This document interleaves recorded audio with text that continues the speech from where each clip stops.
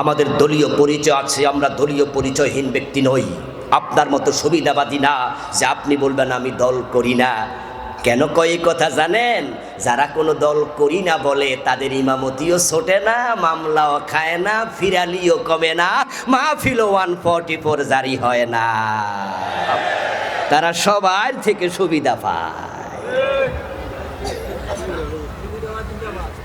গত 15 বছর যে সমস্ত পীর, বক্তা, আলেম ওলামা কোনো দল করে না এ জাতীয় কথা বলেছে, আপনি দেখবেন তাদের উপরে সামান্য কোনো জুলুম হয় নাই। আর শুধুমাত্র আল্লামা সাইদি, মামুনুল হক সহ, জুনাইদ বাবু নগরী রাহেমাহুল্লাহ সহ যত আলেম জেল খেটেছে, মাজলুম হয়েছে, সবার নির্দিষ্ট দলীয় পরিচয় আছে না নাই? জুনাইদ বাবু নগরী রাহেমাহুল্লাহ যদি হেফাজতের তিনি সেক্রেটারি না হতেন, মামুনুল হক ভাই তার দলীয় দৃষ্টিভঙ্গি প্রকাশ না করতেন, আল্লামা সাইদি ইসলামী আন্দোলনের পক্ষে গর্জন দিয়ে কথা না বলতেন, উনারাও হালুয়া রুটি খেতে পারত। আমরা দেখেছি কারো গলায় জেলের, কারো হাতে জেলের রশি, কারো গলায় ফাঁসির রশি, আবার কারো কারো খাইতে খাইতে বুড়ি এত মোটা হইছে, গদ্দান এত মোটা, ফুলের জুড়ি, ফুলের মালা। কারণ শুধু একটা, মুনাফিকরা দুনিয়াতে সবার থেকে সুবিধা পায়।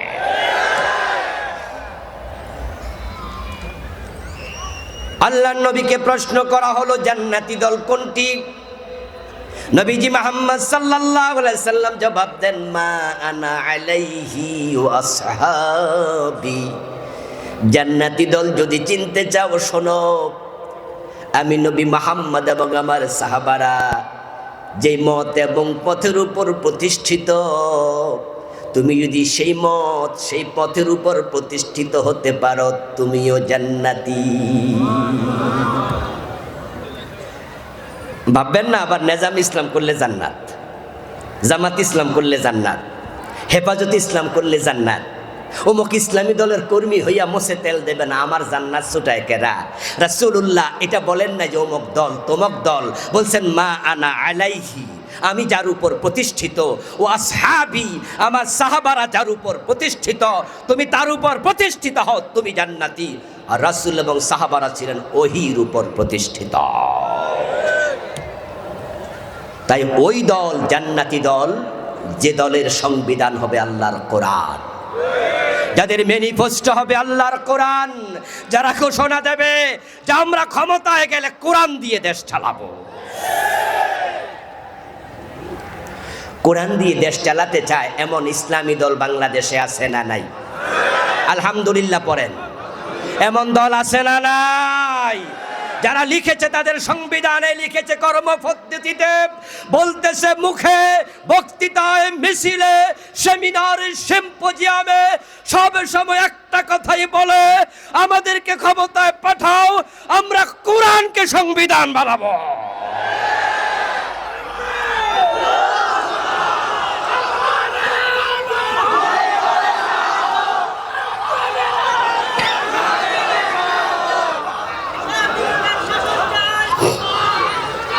আমার প্রিয় ভাইয়েরা, 71-এ দেশ স্বাধীন হলো, 72-তে সংবিধান লেখার জন্য কমিটি বানানো হলো।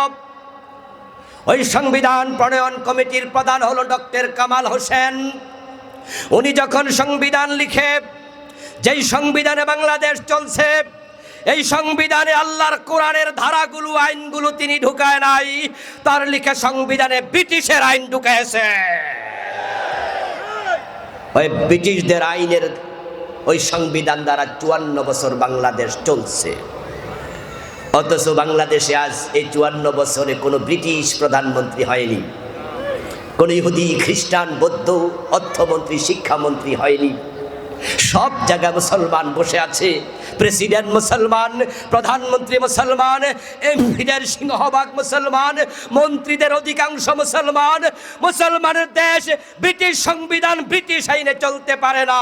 মুসলমান যদি বেশি হয়, সেখানে আল্লাহর কোরআনকে সংবিধান বানাতে হয়। কিন্তু সেটা হয়নি। নবীজি বললেন যে আমি এবং আমার সাহাবারা যার উপর প্রতিষ্ঠিত, এবার একটু দেখুন তো রাসূল কিসের উপর প্রতিষ্ঠিত, আল্লাহ কি বলেন।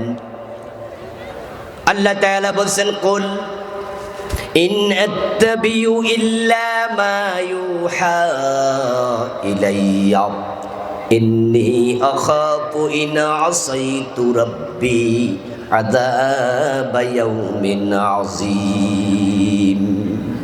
হে নবী, আপনি বলুন, ও দুনিয়ার মানুষেরা শোনো, যে ওহী আমার উপর নাজিল হয়, ওই ওহী মানতে আমি নবী মুহাম্মদ বাধ্য। ওহীর বাহিরে যদি আমি চলি, আখিরাতে আযাবের ভয় আমিও করি। রাসূলের দল মানে কোরআনের দল, ওহীর দল। সাহাবীদের দল মানে কোরআনের দল, ওহীর দল। জান্নাতে যেতে হলে কোরআনের দলে আসতেই হবে।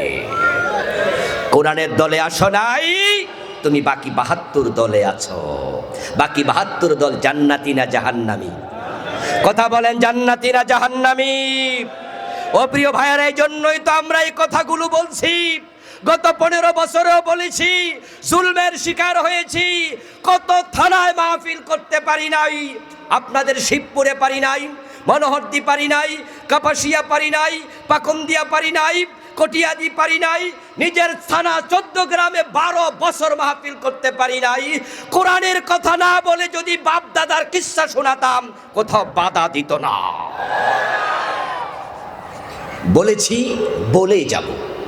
ভাববেন না যে এখন তো জালেমরা ক্ষমতায় নাই, তাই সুযোগ পেয়ে বলছেন, তা তো না।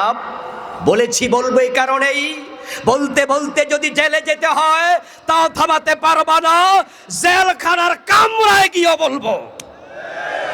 ফাঁসির রশিতে ঝুলালে ফাঁসির কাস্টে যাওয়ার আগেও বলে যাব, আল্লাহ সারা কারো আইন মানি না। বলতে পারেন, বলে লাভ কি হলো? ইসলাম কি কায়েম হয়ে গেল নাকি? বাংলাদেশে কোরআনের আইন কি চলছে নাকি? পারেন তো নাই, তো বলে লাভ কি হলো? আমি বলবো, দোস্ত, কায়েম হলো কি হলো না এটা আমার দেখা দরকার নাই, কিন্তু আমি আল্লাহর আইনের পক্ষে থেকেই আল্লাহর কাছে যেতে চাই। হাসরের ময়দানে বলবো, আল্লাহ, আমি তোমার আইনের পক্ষের কর্মী ছিলাম, আমি নবী মুহাম্মদের দলের কর্মী। প্রিয় নবীর কাছে আল্লাহর কোরআনের অনুসরণটা কতটা ইম্পর্টেন্ট ছিল দেখুন।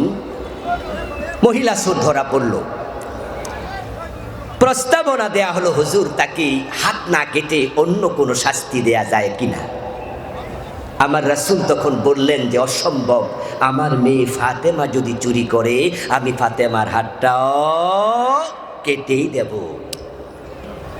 কারণ চোর ধরে হাত কাটো, এই আইনের কথা কোরআনে আছে না নাই? জোরে বলেন, আছে না নাই? 54 বছরের বাংলাদেশে কয়দিন হাত কাটছেন? রাসূলুল্লাহর জীবনের লক্ষ্য হচ্ছে দিনের বিজয়, দিনের বিজয়, দিনের বিজয়। দিনের বিজয় না হলে চোর ধরে হাত কাটা যায় না। আমার রাসূল মদিনায় দিনের বিজয় করেছেন, চোর ধরে হাত কাটা শুরু হয়ে গেছে। তখন সমাজে আর চুরি ছিল না, গরিব মানুষগুলো দেশের সম্পদ সমবন্টনের কারণে দারিদ্র মুক্ত হয়ে গেছে। ওমরের সময় জাকাত বিভাগের কর্মচারী জাকাতের টাকা কাঁধে নিয়ে হেঁটেছে, জাকাত খাওয়ার লোক খুঁজে পাওয়া যায় নাই। দিনের বিজয় যদি না হয় দারিদ্রতা যাবে না। দিনের বিজয় যদি না হয় চোর ধরে হাত কাটা যাবে না। আর চোর ধরে হাত কাটা না হলে, শাস্তি প্রয়োগ না হলে চুরি কমবে না। এই 54 বছরে চোর ধরে হাত না কাটার কারণেই তো আজকের এই 54 বছরের মাথায় এসে আমার সোনার বাংলা তলাবিহীন চুরিতে পরিণত হয়েছে। এখন সিলুইল ব্যাংকগুলোতে 10 লক্ষ টাকার যদি চেক দেন, তাহলে দেখবেন অনেক ব্যাংক একসাথে 10 লাখ টাকা দিতে পারবে না। কেমনে পারবে? বঙ্গবন্ধু শেখ মুজিবুর রহমান বড় শখ করে সোনার বাংলা গড়বেন, তাই তিনি 7ই মার্চের ভাষণে বলেছেন, এবারের সংগ্রাম স্বাধীনতার সংগ্রাম, এবারের সংগ্রাম মুক্তির সংগ্রাম। কিসের থেকে মুক্তি? মুক্তি হবে অর্থনৈতিক, মুক্তি হবে পাকিস্তানের জুলুম থেকে। কিন্তু আমরা পাকিস্তান থেকে আলাদা হয়েছি, অর্থনৈতিক মুক্তি পাই নাই। মাত্র 1.5 থেকে 2 বছরের ব্যবধানে বঙ্গবন্ধু আশাহত হলেন। তিনি নিজে বললেন এক ভাষণে, মানুষ পায় স্বর্ণের খনি, উনি পাইছেন চোরের খনি। উনি বলেছেন, আমার ডানে চোর, বামে চোর, সামনে চোর, পিছনে চোর। আমি তো বলি এই চোরগুলো এখন আর চোর নাই, এক একটা ডাকাত হয়ে গেছে। সাবেক প্রধানমন্ত্রী নিজেই বলেছেন তার বাড়ির পিয়ন কত কোটি টাকার মালিক, 400 কোটি। যদিও গত সপ্তাহে আমার দেশ পত্রিকা রিপোর্ট করেছে অনলাইনে, ও বেটার অ্যাকাউন্টে টাকা আছে 626 কোটি, আরও 200 কোটি বেশি। আপনাদের বিবেকের কাছে আমার প্রশ্ন, 400 কোটিও যদি সত্য হয়, এ টাকা কি চাকরি করে কামাইছে না দুর্নীতি করে? বঙ্গবন্ধু বললেন যে মানুষ চোর হয়ে গেছে, চোরের খনি পেয়েছেন। আমরা দেখেছি গত 15 বছরে বাংলাদেশ চোরদের মহাস্বর্গে রূপ নিয়েছিল। এদেশের টাকা চুরি করে কানাডায় বেগম পাড়া তৈরি করেছে। সুদেশ আলম গ্রুপ ইসলামী ব্যাংকের 18টি শাখা থেকে বিদেশে টাকা পাচার করেছে 80,000 কোটি। এখন দেশ থেকে চুরি যদি বন্ধ করতে হয়, আল্লাহর কোরআনের আইন দরকার আছে না নাই? চোর ধরে হাত কাটা শুরু করে দেন, তারের মতো সোজা হয়ে যাবে। যদি চোর ধরে হাত কাটা 6 মাস চালানো যায়, 6 মাস পরে নেতারা আর চুরি করবে না, ঠান্ডা পানি খাবে। আমার রাসূলকে আল্লাহ তাআলা দিন বিজয়ের দায়িত্ব দিলেন। মক্কায় 13 বছর রাসূল চেষ্টা করলেন, কিন্তু দিন বিজয় করতে পারেন নাই। তারপরে তিনি মদিনায় হিজরত করে যখন রওনা দিলেন, এবার হিজরতের পথে রাসূলুল্লাহ দোয়া করছেন, ওয়াজআললি মিন লাদুনকা সুলতানান নাসীরা। ও আল্লাহ, তুমি আমাকে রাষ্ট্র ক্ষমতা দিয়ে সাহায্য করো। ওয়াজআললি, আমাকে দেন, মিন লাদুনকা, আপনার পক্ষ থেকে, সুলতানা, ক্ষমতা, রাষ্ট্র ক্ষমতা। রাসূল নিজে চাইলেন, আল্লাহ কোরআনের আয়াত দিলে শিখালেন। অথচ আমরা রাষ্ট্র ক্ষমতার ওয়াজ করলে আপনারা এখান থেকে মন্তব্য করেন, হুজুরদের আবার ক্ষমতা কি দরকার? হুজুররা আবার গদি চায়, হুজুররা রাজনীতি করা কি দরকার? আমার রাসূল যদি রাষ্ট্রপ্রধান হতে পারেন, আবু বকর, ওমর, ওসমান, আলী রাদিয়াল্লাহু তাআলা আনহুম যদি 30 বছর রাষ্ট্র ক্ষমতা